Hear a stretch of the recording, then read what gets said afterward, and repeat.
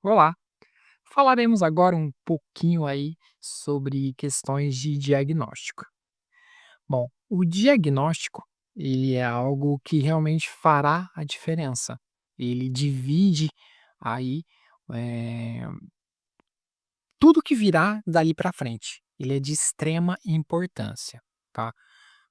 Sempre que falamos num diagnóstico, a gente pensa assim: bom, quem fará o diagnóstico? Como eu procuro um diagnóstico? O porquê eu preciso desse diagnóstico, né? E muitas vezes essas informações não chegam muito bem, né? Sempre buscamos o quê? Um médico, ou um terapeuta, um psicólogo. E esse profissional, ele vai fazer uma rede diagnóstica para te enquadrar, para te apontar, para te guiar, tudo certinho, tá? Realmente, o diagnóstico é feito através de um especialista. Não me venha colocar na internet lá, ver todas as características dentro do TEA e falar que é ou não, porque não é isso. Essas características vão te identificar o que pode ser, sim, mas a partir desse momento você tem a responsabilidade de procurar um profissional que vai te indicar o que fazer e como fazer. Bom, esse diagnóstico, muitas vezes, ele acaba sendo realizado aí já na infância, né, mas muitas vezes 3, 4 anos aí. Porém, os diagnósticos hoje em dia, eles já conseguem ser feitos aí logo nos primeiros meses de vida, mas muitas vezes acaba não acontecendo. Como falei na aula anterior, a maioria dos diagnósticos é feito aí depois dessa primeira poda neural. Que aí se torna muito mais visível essas características, e aí o pai para, fala: "Caraca", surge aquele desconforto, identifica realmente que há algo ali que precisa ser feito, que tem algum comportamento atípico que precisa ser trabalhado, que está fora ali do que é esperado. E é nesse surgimento, na identificação de um comportamento, de uma característica, que aí você busca esse profissional. Esse diagnóstico, quanto antes ele é dado, melhor é. O porquê? Sempre que começamos a trabalhar, começamos a estimular, quanto antes, melhor é a nossa projeção, melhor será os resultados conseguidos através disso. E esse diagnóstico, ele vai o quê? Também como falamos há um pouco atrás, ele te dá um apontamento do que é, se torna algo, realmente palpável, não é algo abstrato, igual você vinha com essas dúvidas do que era e como que deve ser feito. Você tem algo ali, você tem algo na sua mão que através dos estudos de hoje, já se tem o que? Apontamentos do que deve ser feito através das intervenções para essa projeção, para esse processo estimulativo. E não somente para essas questões, mas ele é um documento que ele vai guiar muita das terapias. É um documento que vai te ajudar também no ambiente escolar e também ele entra para todas as questões de leis, para todo o suporte para você conseguir no município. Ele é um documento fundamental e principalmente, como falei agora, nas terapias, nas intervenções, ele é de extrema importância, porque ele vai guiar um caminho que já foi estudado. Então, eu não é algo abstrato, como eu disse, você já tem um caminho e você já tem os estudos já apontaram que direção e o que você deve fazer, como estimular, como potencializar as suas funções, como conseguir essa autonomia, como trabalhar isso através do diagnóstico, porque ele é um documento que ele é feito muito pensado, ele há sempre essa junção de profissionais, a esse médico, a esse psicólogo, que vai realmente te apontar, porque muitas síndromes, muitas deficiências, elas precisam ser trabalhadas de formas completamente diferentes. Não é a mesma forma que eu trabalho dentro do TEA, não é a mesma forma que eu trabalho dentro da síndrome de Down, entre outras deficiências, uma paralisia. Eu tenho o quê? Muitas demandas elas são semelhantes, mas esse diagnóstico ele vai me apontar o quê? Esse caminho a seguir e quais as variações que eu posso ter. Quais são os seus limites, o que eu posso, o que eu não posso.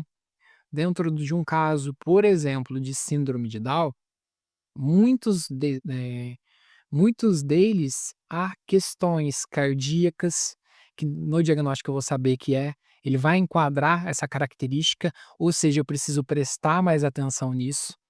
A hipotonia, então também são com um conjunto que tendo esse documento eu consigo me preparar melhor para essa aplicação.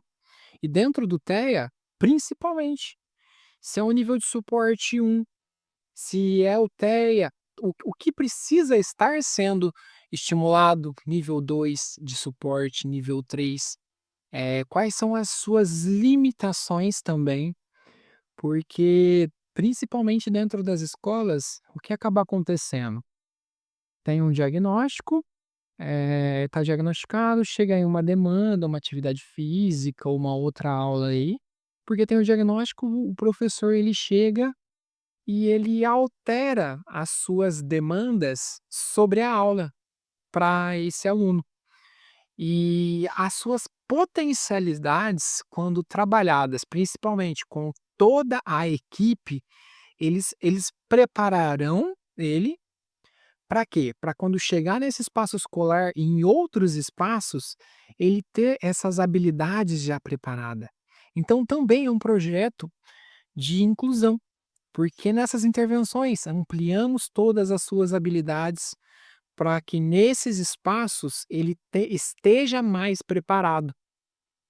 Então, isso é interessante que ele é um processo de inclusão reverso, porque precisamos sim fazer o preparo social, fazer o preparo das pessoas que estão ali, mas nada me impede também de o quê? Fracionar as habilidades necessárias desse aluno, para que quando ele chegue ali, ele tenha essa capacidade já trabalhada para conseguir fazer aquilo. As chances de reduzir impactos sociais serão muito menores. Um exemplo, que sou professor de educação física e eu tive muito disso na escola, tá? Sempre que tem, vamos lá, chegamos numa aula, é um futebol.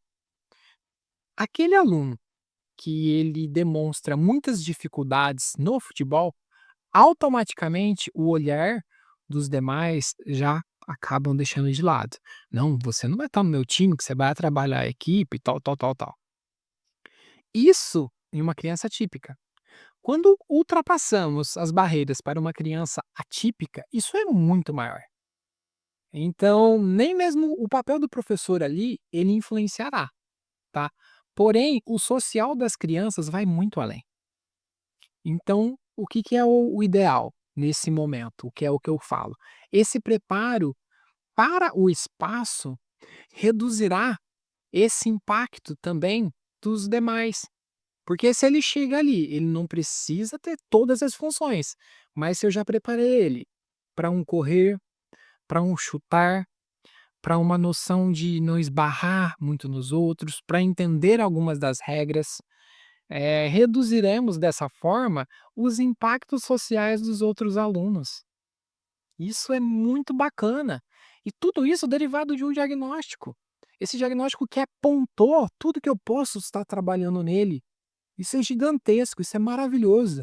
Então, o diagnóstico, ele é um divisor de marco. Por quê? Ele vai te guiar, ele vai te apresentar algo, ele se tornará algo palpável. E também é um resultado, é uma resposta para muitos dos pais que ficam sempre procurando o que meu filho tem, mas o porquê, que é muito comum. Muitos casos, até mesmo que há o diagnóstico do TEA, alguns outros comportamentos que se associam a outras questões, ainda há essa busca. Agora imagina naquele caso que não tem nenhum diagnóstico. tá? Então o diagnóstico ele é importante para todo mundo, para o terapeuta que aplica uma demanda, para a família, para entender toda a questão, que é algo realmente que mexe com a cabeça. É uma resposta para aquilo que você vê e acaba sendo até tranquilizante, porque te dá uma resposta, não fica algo vazio para o seu entendimento.